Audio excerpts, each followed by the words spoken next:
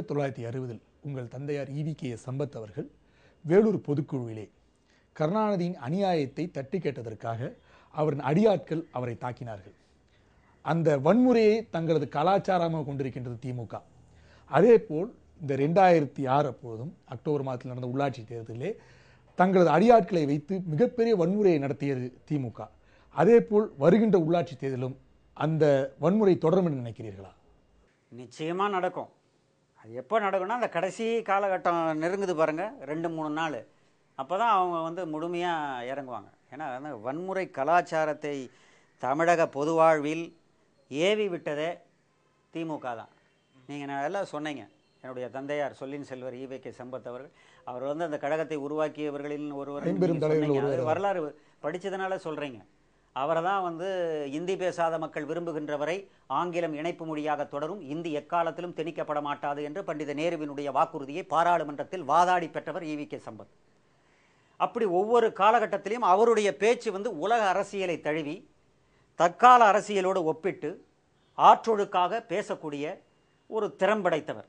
அண்ணாவுக்கு அடுத்த ஸ்தானத்தில் இருந்து அவர் அவைத்தலைவராக, அண்ணா கழகத்தினுடைய பொதுச் செயலாளராகவும் அதனுடைய அவைத்தலைவராகவும் ஈ.கே. சம்பத் அவர்கள் திராவிட முன்னேற்ற கழகத்தினுடைய முதல் பாராளுமன்ற உறுப்பினராக அவர் தேர்ந்தெடுக்கப்பட்டார். நாமக்கல் தொகுதி அப்போ பெரிய தொகுதியாக இருந்தது. அப்படிலாம் அவங்கெல்லாம் கஷ்டப்பட்டு தங்களுடைய செல்வத்தை உழைப்பை எல்லாம் இதெல்லாம் வளர்த்தவங்களை ஓரங்கட்டும். அதாவது இவர்களெல்லாம் தனக்கு சரி என்று பட்ட கருத்தை ஆணித்தரமாக உரத்த குரலில் சொல்லக்கூடியவர்கள், உண்மைகளை உரத்து சொல்லக்கூடியவர்கள்.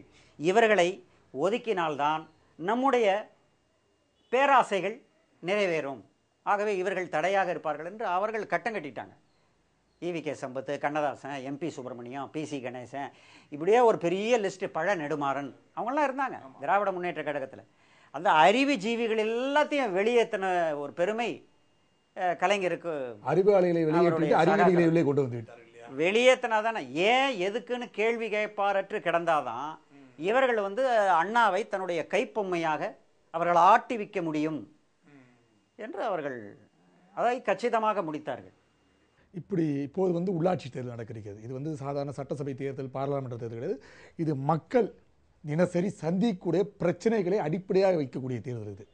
இந்த தேர்தலில் என்னெல்லாம் வாக்குறுதிகள் நீங்கள் வழங்கியிருக்கின்றீர்கள்? மக்களுக்கு என்னெல்லாம் சென்றடைய வேண்டும் என்று நீங்கள் விரும்புகிறீர்கள்? அதாவது வாக்குறுதிகள்ங்கிறத விட செய்யணும்னு அந்த உறுதிப்பாடு தான் முக்கியம் மக்களுக்கு. இவர்கள் என்ன வாக்குறுதிகள் கொடுத்தாங்க?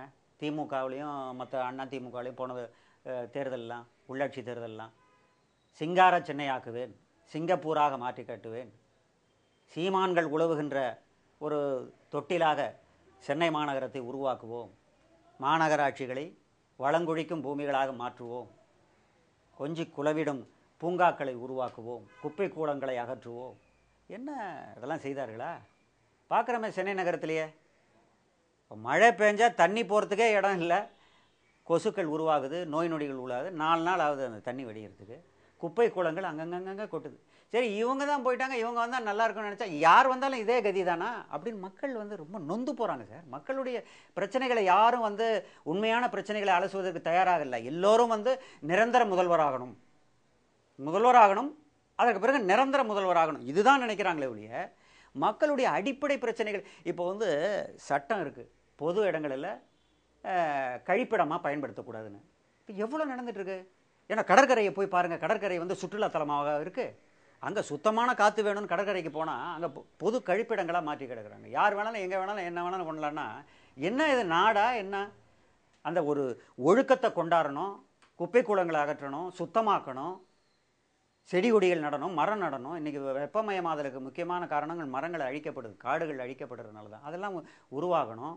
எவ்வளவோ அடிப்படை பிரச்சனைகள் நிறைய இருக்குது மக்களுக்கு. அதை இவங்க எந்த விதமான முன்னேற்றமும் கிடையாதுங்க. இந்த 2 கழகங்களும் மாற்றி மாற்றி வந்ததுனால எதுவுமே உள்ளாட்சிகளில் நடக்கலை முன்னேற்றமே. இனி ஒரு விதி செய்வோம்னு யாராவது வரமாட்டாங்களா அப்படிங்கிற போது ஒரு வெளிச்சம் தெரியுது. இந்த கூட்டணி வெறும் உள்ளாட்சி பிரச்சனைகள் மட்டுமல்ல, தமிழ்நாட்டினுடைய தலையெழுத்தை நிர்ணயிக்க போகின்ற இந்த தேர்தல் முடிவுனால தான் மக்கள் வெல்ல போகிறார்களா, அல்லதை மக்களை ஆட்டி படைத்து முட்டாள்களாக, பிச்சைக்காரர்களாக, சோம்பேறிகளாக ஆக்கிய மற்ற ஆதிக்க சக்திகள் வெல்ல போகிறதா. மக்களுக்கும் அரசியல்வாதிகளுக்கும் நடக்கிற போர். இதில் யார் தவறு செய்களையோ அவர் தான் தகுதியுடையவர். புரியுதுங்களா? தவறு இவர் செய்ய மாட்டாராங்கிறது அதெல்லாம் யூகத்தின் அடிப்படையிலாம் பேச முடியாது. இதுவரை யார் தவறு செய்யலையோ அவர் தகுதி படைத்தவர். ஆகவே அவருக்கு நீங்கள் வாக்களிங்க, அவருடைய அணிக்கு வாக்களிங்க. அது மக்கள் முடிவு பண்ண போகிறாங்க. அந்த தெளிவான முடிவு அதனுடைய அடையாளமாக உருவாக போகுது. எப்படி காங்கிரஸ் ஆட்சி நடந்துகிட்டு இருக்கும்போது சென்னை மாநகரத்தை திராவிட முன்னேற்ற கழகத்தை அப்போ கைப்பற்றினாங்கல்ல மேயர், அந்த மாதிரி ஒரு வரலாற்று நிகழ்வு இப்போ நடக்க போகுது சென்னை மாநகரத்தில். மக்கள் ஒரு முடிவோடு இருக்காங்க. அது எவ்வளோ ஊடகங்களுடைய பலம் இருந்தாலும், எவ்வளோ அதிகார அத்துமீறல்கள் இருந்தாலும், எவ்வளோ பணபலம் கொட்டி குவிந்தாலும் அதையெல்லாம் தகர்த்தெறிந்து எரியக்கூடிய அந்த மனபலம் மக்களிடம் இருக்கிறது. அதை நிரூபித்து காட்டுவார்கள். நிச்சயமாக ஒரு மிகப்பெரிய மாற்றம் வரும் என்ற நம்பிக்கை நமக்கு இருக்கிறது. உங்களுடைய அதிகமான அலுவலுக்கு இடையே எங்களுக்கு நேரத்தை ஒதுக்கி பேட்டி தந்தமைக்கு நன்றி. மக்களின் பிரதிநிதியாக, மக்களின் உணர்வுகளின் வெளிப்பாடாக விளங்குகின்ற கேப்டன் டிவி நேயர்களுக்கு என்னுடைய நெஞ்சார்ந்த நன்றியை தெரிவித்துக் கொள்கிறேன். மீண்டும் நாளை வேறொரு தலைவருடன் அரசியல் அரங்கத்தில் சந்திப்போம். அதுவரை நன்றி, வணக்கம்.